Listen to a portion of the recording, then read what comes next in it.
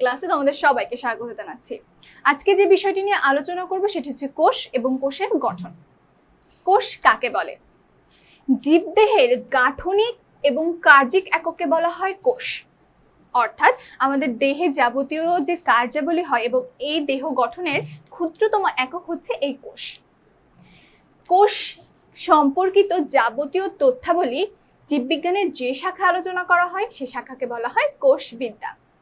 কোষ সম্পর্কে যে মতবাদগুলো আমরা জানি সেটি হচ্ছে কোষ জীবদেহের গাঠনিক একক এবং জীবদেহের যে বৈশিষ্ট্যটা প্রকাশ পায় সে বৈশিষ্ট্য প্রকাশের যে রহস্যটা বা ফ্যাক্টরটি রয়েছে সেটার উৎপত্তি স্থল হচ্ছে এই কোষ এবং এই কোষগুলো হচ্ছে স্বপ্রজননশীল এবং পূর্ব সৃষ্ট যে কোষটি আছে সেই কোষ থেকেই নতুন একটি কোষের সৃষ্টি হয়।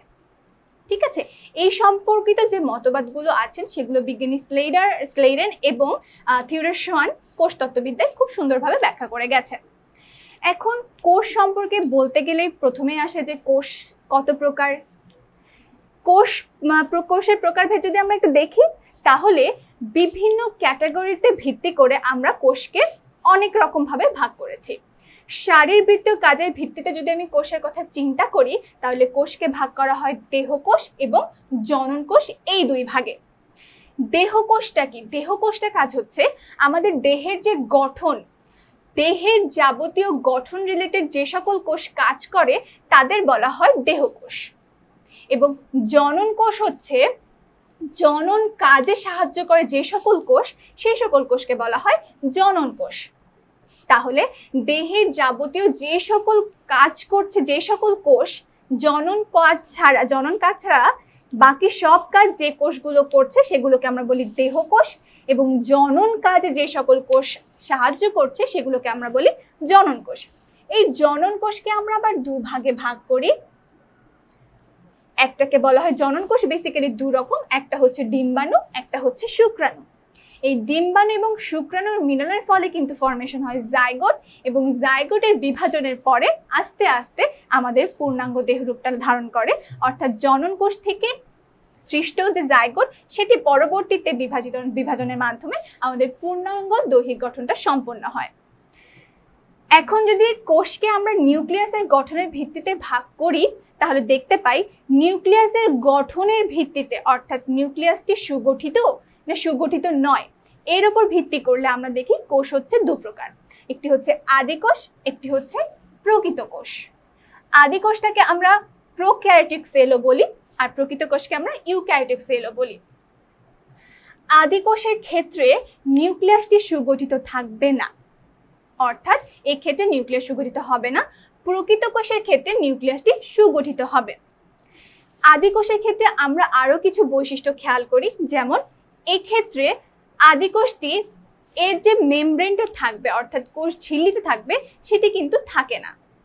আদি কোষের ক্ষেত্রে যে অঙ্গাণুসমূহ থাকে সে অঙ্গাণুসমূহের মধ্যে শুধুমাত্র রাইবোজোম উপস্থিত থাকে, আদার সাইটোপ্লাজমে অঙ্গাণুগুলো উপস্থিত থাকে না। রাইবোজোম যে থাকে আদি কোষে সেটা কিন্তু হয় হচ্ছে 70S ধরনের। অপরপক্ষে আমরা যদি প্রকৃত কোষ চিন্তা করি তাহলে প্রকৃত কোষে কিন্তু নিউক্লিয়াসটি সুগঠিত থাকে এবং সকল অঙ্গাণুগুলো নির্দিষ্ট মেমব্রেন দ্বারা আবৃত থাকে এবং এই ক্ষেত্রে যে রাইবোজোমটি থাকে সেটি কিন্তু 80S রাইবোজোম। এখন এই সম্পর্কে বিস্তারিত অর্থাৎ রাইবোজোমের 80S, 70S এবং আরো বিস্তারিত সবকিছু আমরা পরবর্তী ক্লাসে আস্তে আস্তে জেনে যাব।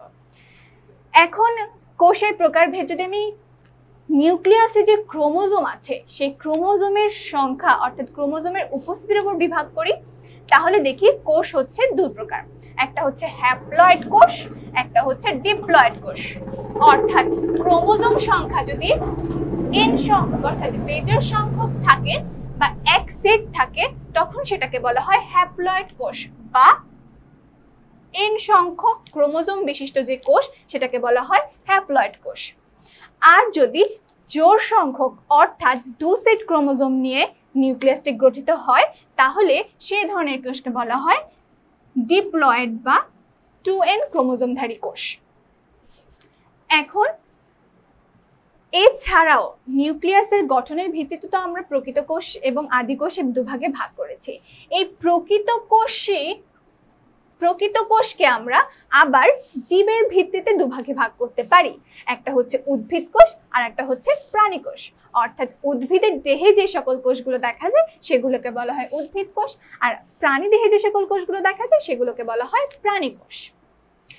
কোষ সম্পর্কিত আমরা মোটামুটি কিছু সম্পর্কে জানলাম। এখন যদি কোষের গঠন সম্পর্কে আমরা ব্যাখ্যা করতে যাই, তাহলে আমরা জানি যে আদর্শ হিসেবে কোনো কিছুই পাওয়া যায় না। একটি আদর্শ হতে হলে সব উপাদানগুলো তার মধ্যে বিন্যস্ত থাকা উচিত।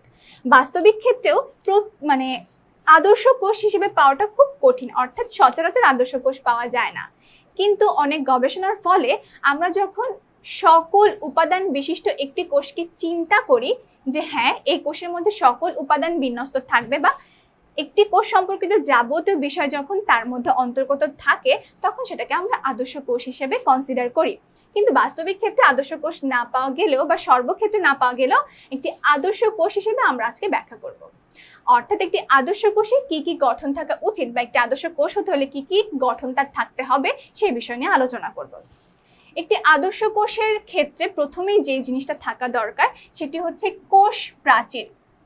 এটা শুধুমাত্র উদ্ভিদের জন্য, অর্থাৎ যে সকল উদ্ভিদ কোষ আছে তাদের ক্ষেত্রে কোষ প্রাচীরটা একটি আদর্শ গঠনের অঙ্গ। প্রাণীদেহে কোষ প্রাচীর নেই। তাহলে প্রাণী কোষ এবং উদ্ভিদ কোষ এই দুটোর যদি আমি পার্থক্য করি, তাহলে প্রথম পার্থক্যই কিন্তু আসছে কোষ প্রাচীরের ক্ষেত্রে, অর্থাৎ উদ্ভিদ কোষে কোষ প্রাচীর বিদ্যমান, প্রাণী কোষে কোষ প্রাচীর নেই। আদর্শ কোষের একটি অংশ হচ্ছে কোষ প্রাচীর এবং প্রোটোপ্লাস্ট। প্রোটোপ্লাস্টটাকে আমরা দুটো ভাগে ভাগ করতে পারি, একটি হচ্ছে প্রোটোপ্লাজম, একটি হচ্ছে নির্জীব বস্তু। এই নির্জীব বস্তুগুলো কিন্তু আমাদের এই যে প্রোটোপ্লাজমের যে সকল পার্টটুকু আছে এগুলো হচ্ছে আমাদের সজীব বস্তু, আর নির্জীব বস্তুগুলোর মধ্যে আমরা দেখতে পাচ্ছি এখানে আছে সঞ্চিত পদার্থ, নিঃসৃত পদার্থ, বর্জ্য পদার্থ। নির্জীব পদার্থের মধ্যে সঞ্চিত পদার্থ, অর্থাৎ কোষ যে সকল পদার্থগুলো সঞ্চয় করে রাখে সেগুলোকে বলা হয় সঞ্চিত পদার্থ। কি কি হতে পারে? কার্বোহাইড্রেট, প্রোটিন, লিপিড, অর্থাৎ আমরা নর্মালি যে খাবারগুলো খাই এবং যেগুলো আমাদের দেহে সঞ্চিত থাকে সেগুলো তো কোষে সঞ্চিত থাকে। তাহলে কোষে সঞ্চিত হিসেবে থাকবে কার্বোহাইড্রেট, প্রোটিন, লিপিড, এই সকল পদার্থগুলো সঞ্চিত পদার্থ হিসেবে পরিচিত। এরপরে আসে মিশ্রিত পদার্থ। মিশ্রিত মানে যেগুলো কোষ থেকে বের হচ্ছে বা কোষ থেকে নিঃসরণ হচ্ছে। মিশ্রিত পদার্থগুলোর মধ্যে আমরা জানি আমাদের কোষ থেকে সাধারণত আমরা নিঃসরণ করি হরমোন, এনজাইম, বিভিন্ন ধরনের পিগমেন্ট, এই সকল পদার্থগুলো হচ্ছে মিশ্রিত পদার্থ। এবং বর্জ্য পদার্থ যেগুলো আছে, কোষের ক্ষতিকর পদার্থ যেগুলো কোষ দেহ থেকে বের করে দিচ্ছে সেগুলোকে বলা হয় বর্জ্য পদার্থ। যেমন বিভিন্ন ধরনের রেজিন, গাম ইত্যাদি যে সকল পদার্থগুলো আছে যেগুলো উদ্ভিদের জন্য ক্ষতিকর এবং উদ্ভিদ দেহ থেকে বা কোষের জন্য ক্ষতিকর, কোষ দেহ থেকে বের করে দিচ্ছে, সেগুলোকে বলা হয় বর্জ্য পদার্থ। এখন সজীব বস্তুর ক্ষেত্রে যদি আমরা কনভার্ট করি তাহলে দেখি সজীব বস্তুগুলোকে বলা হয় হচ্ছে প্রোটোপ্লাজম। খেয়াল করি এই যে আমরা একটি গ্রাফিক্যালি যে কোষটা আঁকার চেষ্টা করেছি বা কোষটা এখানে আছে, এই ক্ষেত্রে খেয়াল করি বাইরের যে স্তরটি আছে উদ্ভিদ কোষের ক্ষেত্রে, এই স্তরটিকে বলা হচ্ছে আমার কোষ প্রাচীর। এর ভেতরে যে কোষ আবরণটা আছে সেটা হচ্ছে আমাদের এই সম্পূর্ণ মিলে কোষ প্রাচীর ছাড়া যে অংশটুকু আছে সেটাকে আমরা বলি প্রোটোপ্লাস্ট। এখন এই প্রোটোপ্লাস্টের মধ্যে সজীব বস্তু এবং নির্জীব বস্তু রয়েছে। প্রোটোপ্লাজমের সজীব বস্তুর মধ্যে প্রথমেই আমরা দেখতে পাচ্ছি প্রোটোপ্লাজমকে যদি আমরা প্রোটোপ্লাজমকে যদি আমরা ভাগ করি তাহলে দেখতে পাচ্ছি এখানে আছে কোষ ঝিল্লি, সাইটোপ্লাজম এবং নিউক্লিয়াস। কোষ ঝিল্লি কোষ প্রাচীরের পরেই যে একটি স্তর আমরা দেখতে পাচ্ছি, অর্থাৎ যা কোষের আকারটাকে নির্ধারণ করে দিচ্ছে, কোষের গঠনটাকে নির্ধারণ করে দিচ্ছে, যে অংশটাকে আমরা দেখতে পাচ্ছি এটিকে আমরা বলছি কোষ ঝিল্লি। এরপর দেখি সাইটোপ্লাজম। সাইটোপ্লাজম হচ্ছে এই কোষ ঝিল্লি দ্বারা আবৃত, এর ভেতরে যে সকল জিনিস আছে সবকিছুকে আমরা বলি সাইটোপ্লাজম। নিউক্লিয়াস, নিউক্লিয়াসটাকে বলা হয় কোষের ভেতরে একটি বৃত্তাকার অর্থাৎ গোলাকার একটি বস্তু থাকে, যার ভেতরে অবস্থিত ক্রোমাটিন তন্তুগুলো বংশগতির ধারক এবং বাহক হিসেবে কাজ করে। সেই গোলাকার অংশটাকে বলা হয় নিউক্লিয়াস। পূর্ববর্তী শ্রেণীগুলোতে তোমরা এই সকল বিষয় সম্পর্কে জেনে এসেছো, কিন্তু তারপরও জিনিসগুলো আবার পুনরায় তোমাদের একটু আবার ব্যাখ্যা করে দিচ্ছি। নিউক্লিয়াসকে কিন্তু আমরা আবার যদি দেখি নিউক্লিয়াসটা কেমন, সেটার গঠন সম্পর্কে আমরা পরবর্তী ক্লাসে আবার একটু আলোচনা করব। এখন সাইটোপ্লাজমের ক্ষেত্রে যদি আমরা একটু লক্ষ্য করি, সাইটোপ্লাজম বলেছিলাম কোষ ঝিল্লি দ্বারা আবৃত ভেতরের নিউক্লিয়াস ব্যতীত ভেতরে যা কিছু আছে সবকিছুকে মিলে বলা হয় সাইটোপ্লাজম। এই সাইটোপ্লাজমের তাহলে ভেতরে কি কি থাকতে পারে? ভেতরে থকথকে দানাদার এক ধরনের জেলি সদৃশ পদার্থ থাকে, যেটাকে বলা হয় মাতৃকা বা ম্যাট্রিক্স। অর্থাৎ সাইটোপ্লাজমের ভেতরে থকথকে জেলির ন্যায় দানাদার একটি জেলি সদৃশ বস্তু থাকে, যেটাকে বলা হয় ম্যাট্রিক্স বা মাতৃকা। এই মাতৃকার মধ্যে কিছু কিছু দেখো অঙ্গাণু রয়েছে, অর্থাৎ কিছু গঠন রয়েছে, সেগুলোকে বলা হয় কোষ অঙ্গাণু বা সাইটোপ্লাজমীয় অঙ্গাণু। অর্থাৎ সাইটোপ্লাজমের মধ্যে যে সকল বিশেষ গঠন বা বিশেষ অঙ্গাণুগুলো রয়েছে সেগুলোকে বলা হয় কোষ অঙ্গাণু বা সাইটোপ্লাজমীয় অঙ্গাণু। এই অঙ্গাণুগুলো আবার কিছু আছে ঝিল্লি আবৃত আর কিছু আছে ঝিল্লিবিহীন। অর্থাৎ এই কোষীয় অঙ্গাণুগুলোকে আবার দুভাগে আমরা ভাগ করি, কিছু আছে ঝিল্লি আবৃত, কিছু আছে ঝিল্লিবিহীন। ঝিল্লি আবৃত মানে এই কোষ অঙ্গাণুগুলো সুন্দরভাবে ঝিল্লি দ্বারা আবৃত থাকে। এগুলো কি কি অঙ্গাণু হতে পারে? যেমন মাইটোকন্ড্রিয়া, গলজি বস্তু, এন্ডোপ্লাজমিক রেটিকুলাম, লাইসোজোম। এই সকল অঙ্গাণুগুলো কিন্তু তোমরা জানো সুন্দরভাবে সুগঠিতভাবে একটি আবরণ দ্বারা আবৃত থাকে। এদের বলা হয় ঝিল্লি আবৃত কোষীয় অঙ্গাণু।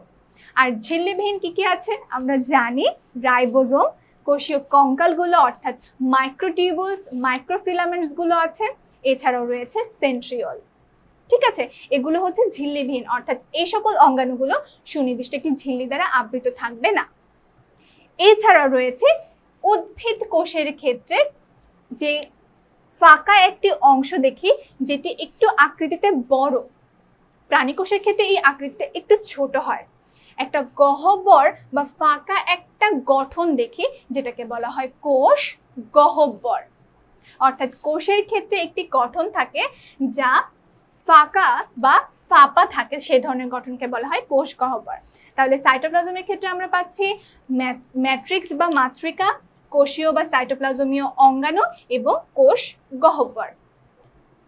এখন সচরাচর একটি প্রশ্ন আসে যে প্রোটোপ্লাজম এবং সাইটোপ্লাজম এই দুটোর মধ্যে পার্থক্য কি? আমরা যদি প্রোটোপ্লাজম থেকে, অর্থাৎ ঝিল্লি দ্বারা আবৃত ভেতরের অংশটুকুই হচ্ছে আমাদের প্রোটোপ্লাজম।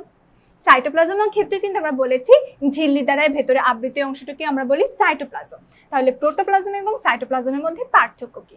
পার্থক্যটি হচ্ছে এই প্রোটোপ্লাজম থেকে যদি আমরা নিউক্লিয়াসটাকে সরিয়ে নেই বা বাদ দিয়ে ফেলি, তাহলে যা কিছু থাকবে সেটুকুকে বলি আমরা সাইটোপ্লাজম। আর যদি আমরা নিউক্লিয়াস সহ কনসিডার করি তখন সেটাকে বলি প্রোটোপ্লাজম। তাহলে প্রোটোপ্লাজম থেকে যদি আমরা নিউক্লিয়াসটাকে সরিয়ে ফেলি তাহলে আমরা পেয়ে যাব সাইটোপ্লাজম। আশা করি আজকের ক্লাস তোমাদের ভালো লেগেছে। পরবর্তী ক্লাসে অবশ্যই থাকার জন্য আহ্বান জানাচ্ছি।